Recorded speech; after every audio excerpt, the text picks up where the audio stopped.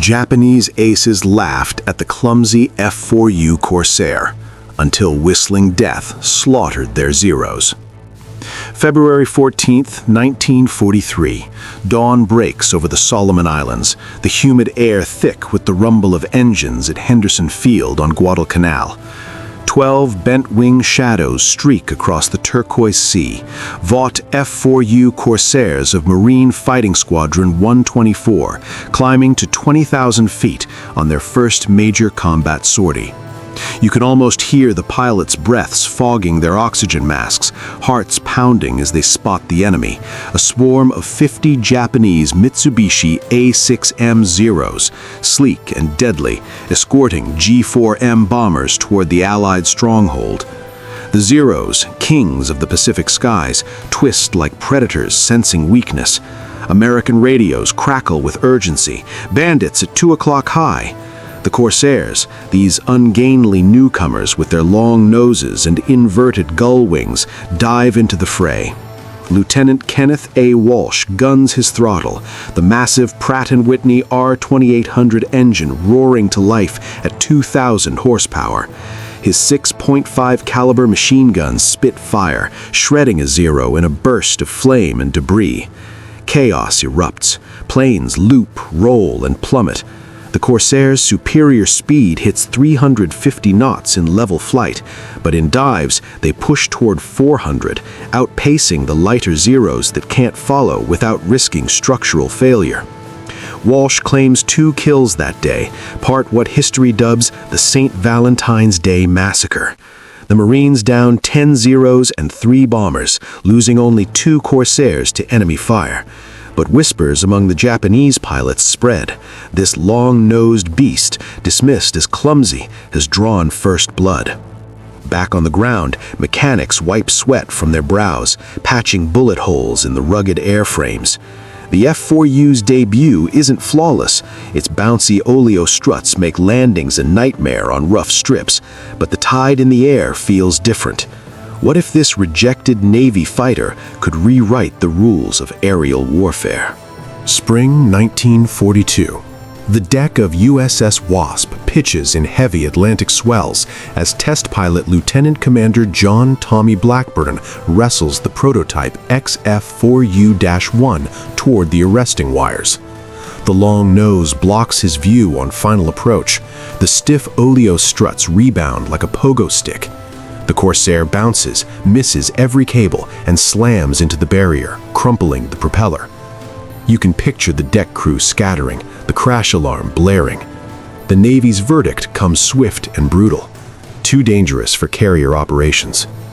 The fleet's Grumman F4F Wildcats and new F6F Hellcats will rule the decks. The bent-wing bird is grounded from the big flat tops. But the Marines see opportunity where the Navy sees risk. At Guadalcanal's mud-soaked Henderson Field, renamed Cactus in code, land-based squadrons need raw power more than gentle manners. By late 1942, VMF 124 under Major William Geese receives the first production F4Us. They paint over the Navy's glossy blue-gray with fresh camouflage, raise the seat for better visibility, and teach themselves to land the beast on steel Marston matting. The Corsair's flaws remain: prop strikes on short runways, hydraulic leaks, unpredictable stalls. But its virtues shine brighter in the island war: armor plating that saves pilots, self-sealing tanks, and that monstrous engine pushing it faster than anything Japan feels. Across the slot, intelligence reports dismiss the newcomer. Pilots of the Imperial Navy's 26th Air Flotilla, veterans who danced rings around Wildcats, nickname it Whale or Long Nose. They believe their Zeros, lighter, more maneuverable, armed with cannon, will swat these clumsy intruders aside. Radio chatter from Rabaul crackles with confidence. Yet each week, more Corsairs arrive, their numbers growing like storm clouds on the horizon. The Marines train relentlessly, boom and zoom tactics, high-speed dives, never turning with the Zero. Something is coming. The question hangs in the humid air. Who will master the Solomons first? September 13, 1943. The battered escort carrier USS Ultimahar steams into Espiritu Santo Harbor, its deck crowded with brand new F4U Corsairs gleaming under the tropical sun. Major Gregory "Pappy" Boyington steps onto the pier, a 30-year-old veteran with a reputation as turbulent as the Corsair itself. Court-martialed once, discharged from the Flying Tigers, now handed command of VMF 214, a ragtag collection of replacement pilots and misfits the Marines didn't know where else to put. You can sense the skepticism in the air. Older squadrons call them the odds and ends. Boyington just grins, lights another cigarette, and tells his boys, "We're the Black Sheep." Within days, they're at war. Forward deployed to a muddy strip on Vela La Vela, then to Munda, the squadron launches its first sweep on October 1.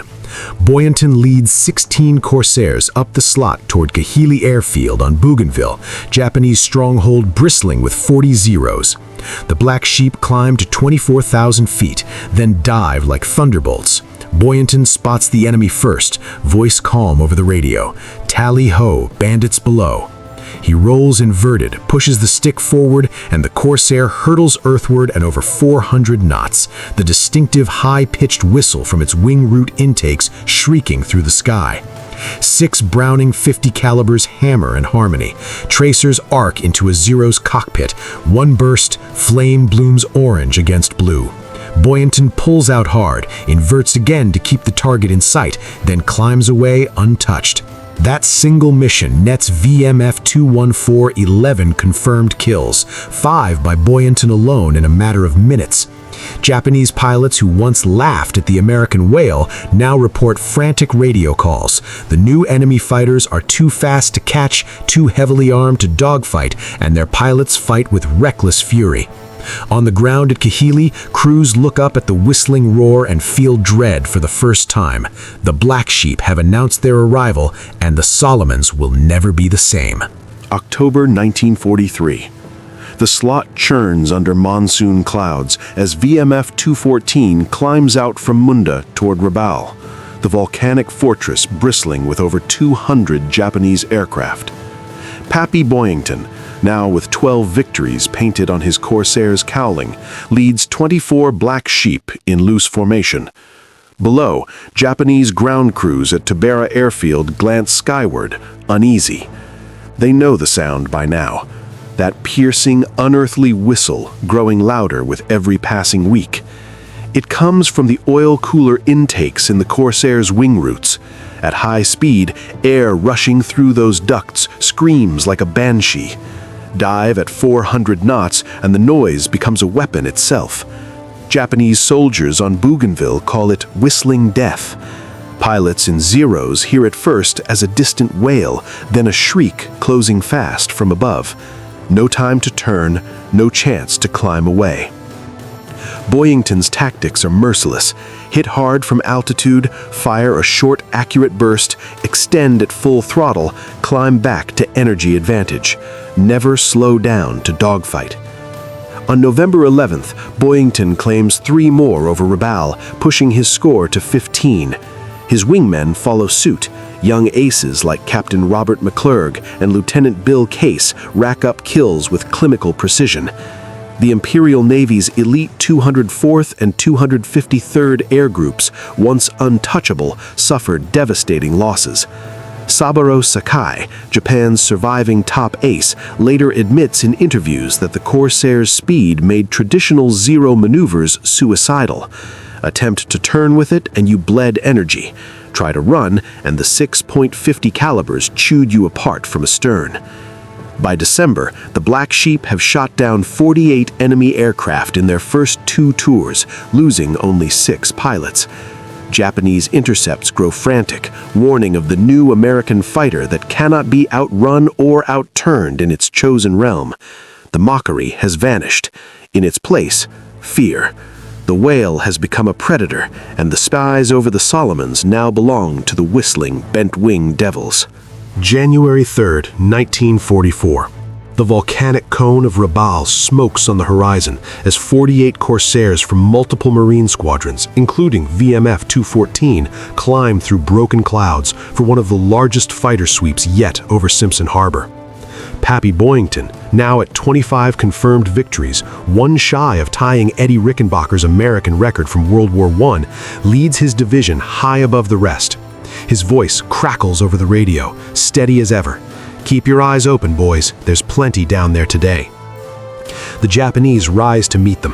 Over 60 Zeros and newer K-44 Tojo swarm upward in a desperate defense of their battered stronghold. Boyington spots a formation below, rolls his Corsair inverted, and dives. The whistle screams again. Tracers reach out. 1 Zero bursts into flame, number 26. But the enemy is everywhere now. In the furious melee, Boyington's wingman loses sight of him. Radio calls go unanswered. Witnesses later report seeing a Corsair trailing smoke, spiraling down into the waters of St. George's Channel, pursued by multiple Zeros. No parachute, no further transmission. For months, Boyington is listed missing, presumed dead. The Black Sheep complete their tour with 94 confirmed kills.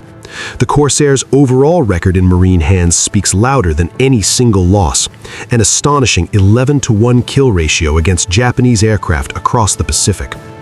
The bent-wing fighter that the Navy once rejected becomes the longest-produced piston-engine fighter in U.S. history, serving through Korea and beyond. Years later, the truth emerges. Boyington survived the shootdown, spent 20 months in Japanese prisoner of war camps, and returned home in 1945 to receive the Medal of Honor. The mockery of 1942 has long since turned to legend. Japanese veterans in post-war accounts speak with respect of the whistling death that stripped them of air superiority over the Solomons and paved the way for Allied victory. From clumsy whale to sky-dominating predator, the F4U Corsair proved one unbreakable truth of war: never judge a weapon by its awkward beginnings. In the end, innovation, tactics, and raw courage turned derision into dread and helped win an ocean.